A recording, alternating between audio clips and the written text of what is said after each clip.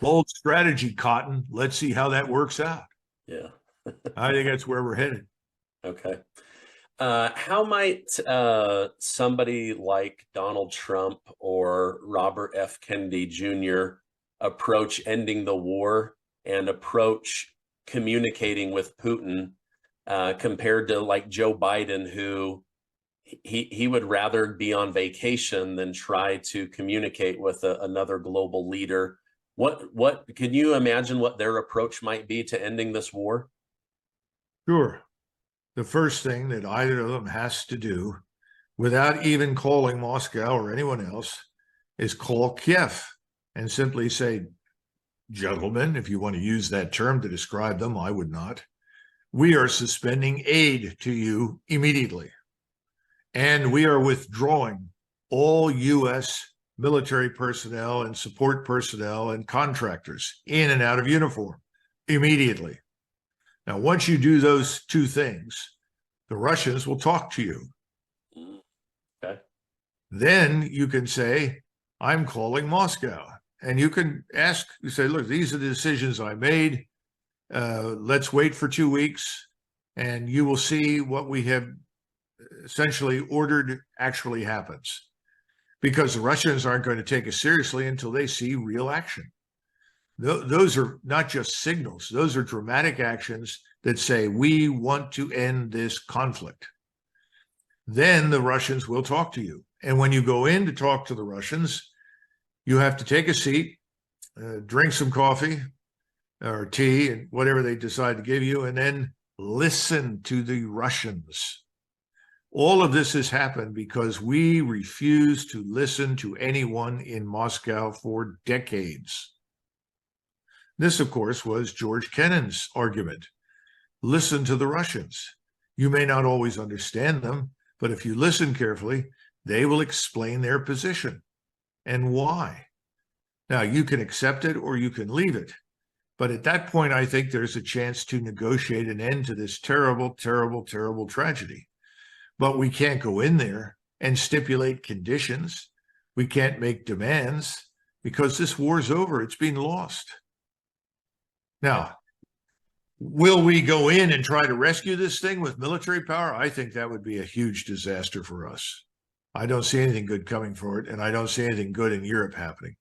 Yeah, that's my worry is, as you mentioned earlier, we try to go in and rescue Western Ukraine and get ourselves pulled into something that we don't want to be a part of versus telling Western Ukraine, we're done. You guys can continue to fight this on your own, but we want this other nuclear superpower to see that we are retreating, we're creating space, and then we're going to come in with our hands shown, no weapons, and we're going to have a discussion and end this war. I don't think Biden wants to do that. He shows zero signals. But meanwhile, Donald Trump and RFK Jr., they're saying things like, that's exactly what I would do first, right? RFK Jr. said, I would immediately try to get Putin on the phone. Everyone I've ever had to sue in court has been an enemy, but we've always been able to communicate. We've always been able to see each other's side while we work through a problem. And that seems to be the kind of leadership that Americans are looking for. And yet we're stuck with this guy who just, can't find his way off a stage almost. It's embarrassing at this point. Well, I don't think he's in charge of much of anything. I think there are powerful forces behind him on the left. I sometimes refer to them as leftist oligarchs. I've had people tell me that from the very beginning, George Soros has been effectively the shadow national security advisor. So this is the worst possible poison to pour into anyone's ear inside the White House. But I wouldn't use the word retreat. If you do that, everyone has a heart attack. Oh, we've lost. Well, I've got news for you. We lost Vietnam. We lost there because it was a very dumb idea. We were 6, 7, 8, 9,000 miles from home. We were fighting in a war we didn't even understand.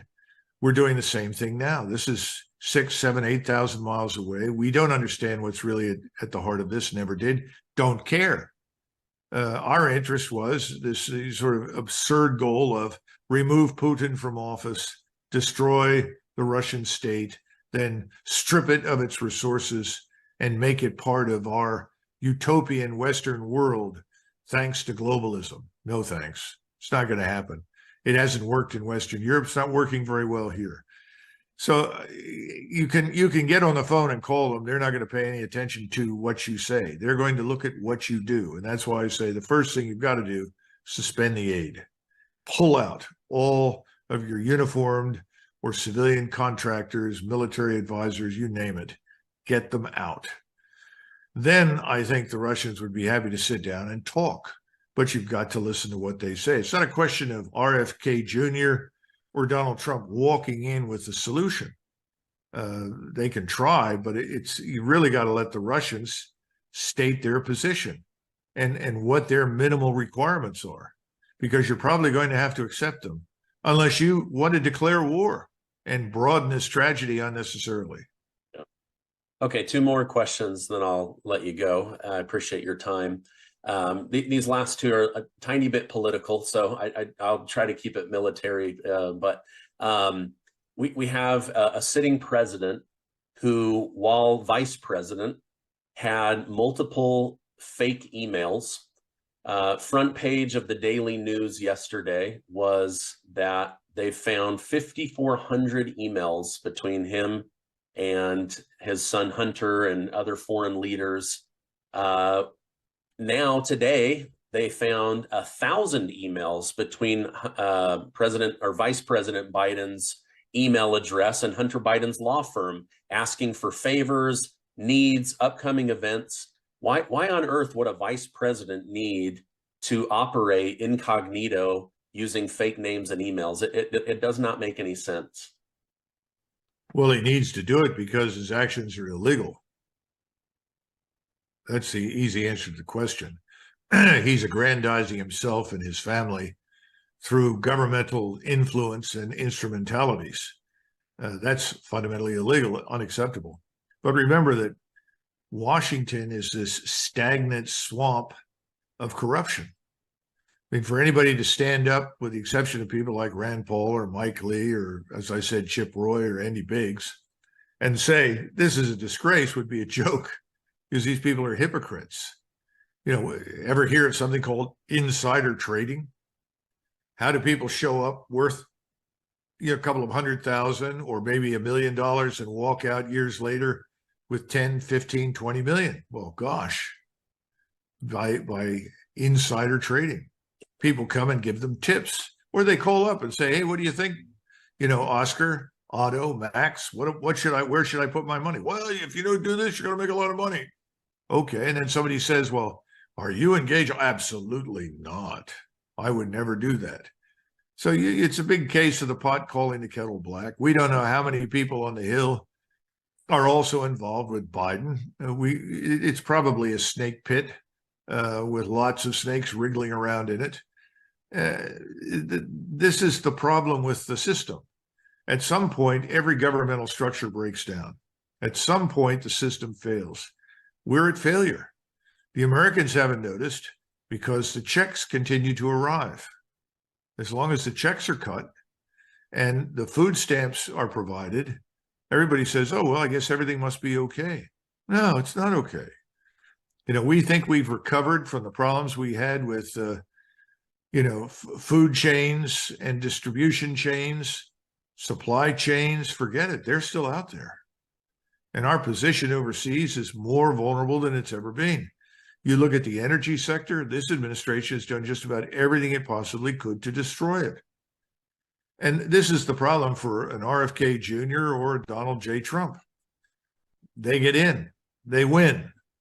So it's going to take a decade to recover from the damage we've done to ourselves.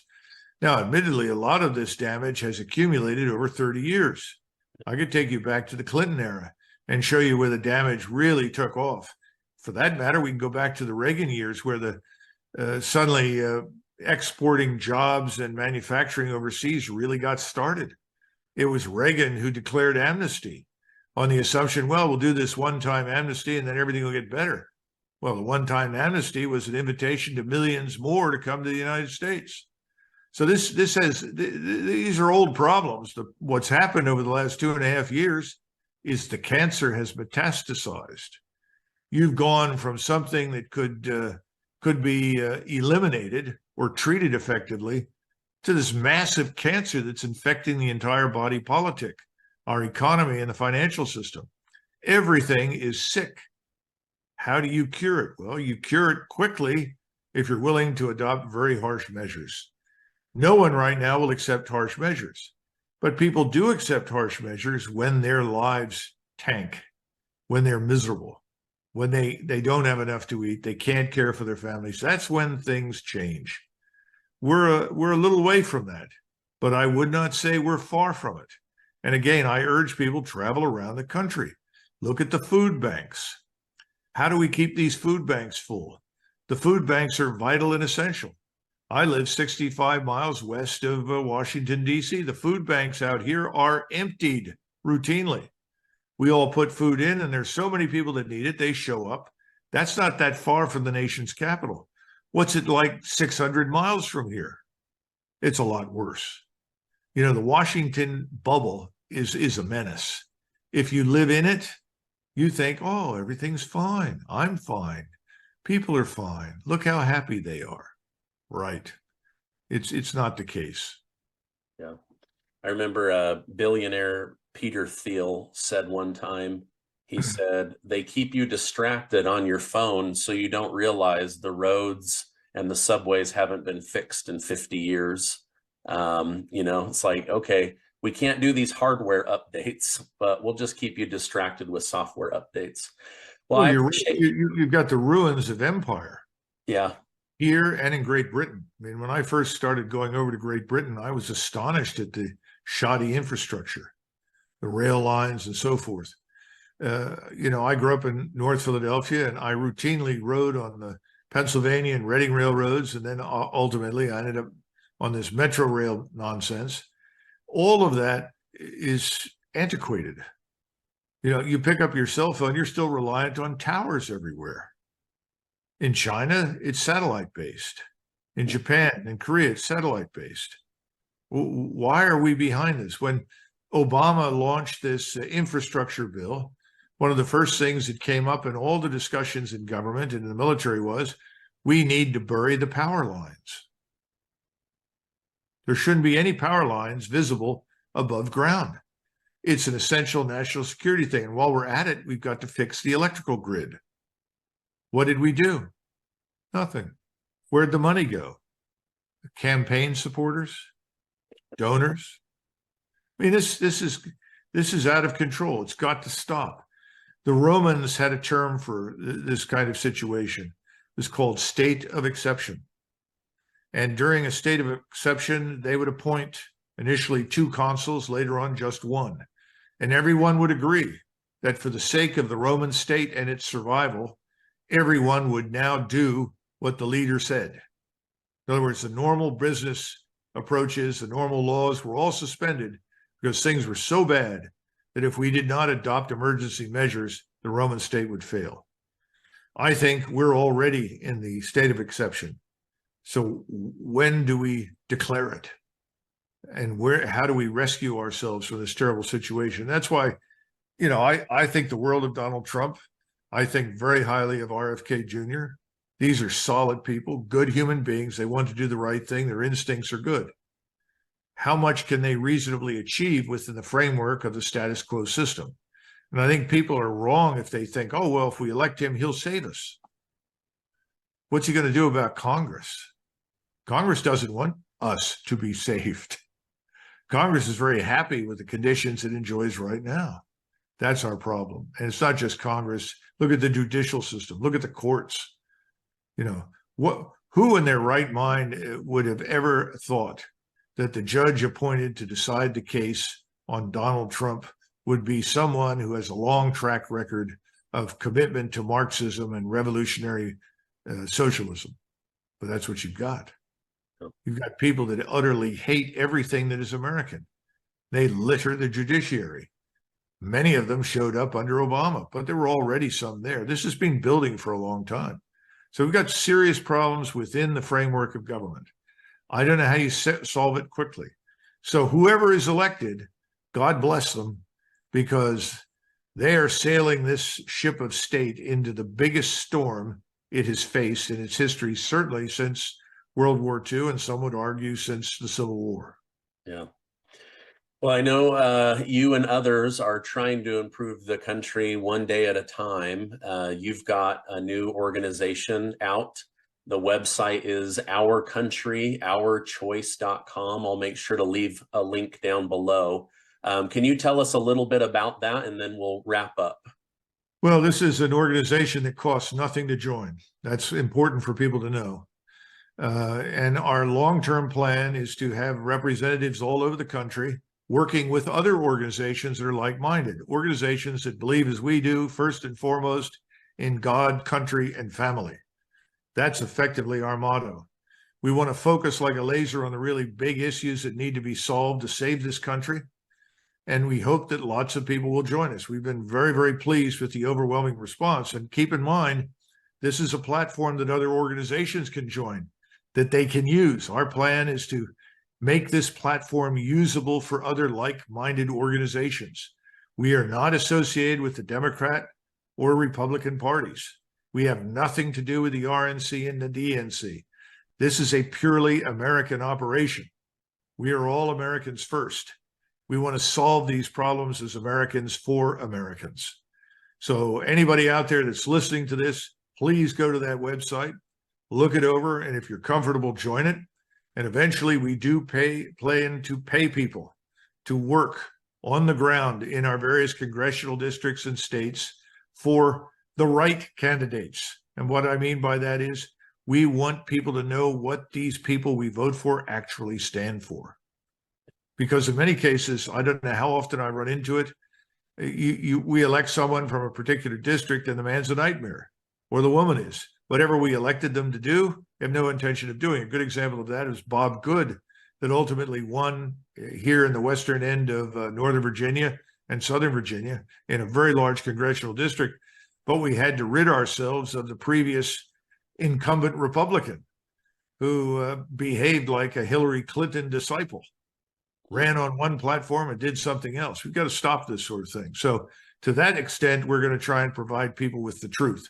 And again, Democrats who agree with us, who believe in God, country, and family are welcome. We want them. You know, this business of, well, you know, the Democrats, no, the Democratic Party has long since left most of its constituents, just as the Republican Party has. Between us, we can win if we unite, and I think it's possible. Right. Thank you very much, Colonel McGregor, for spending time with us today, and I will make sure to put that website down below. Thank you again for coming on.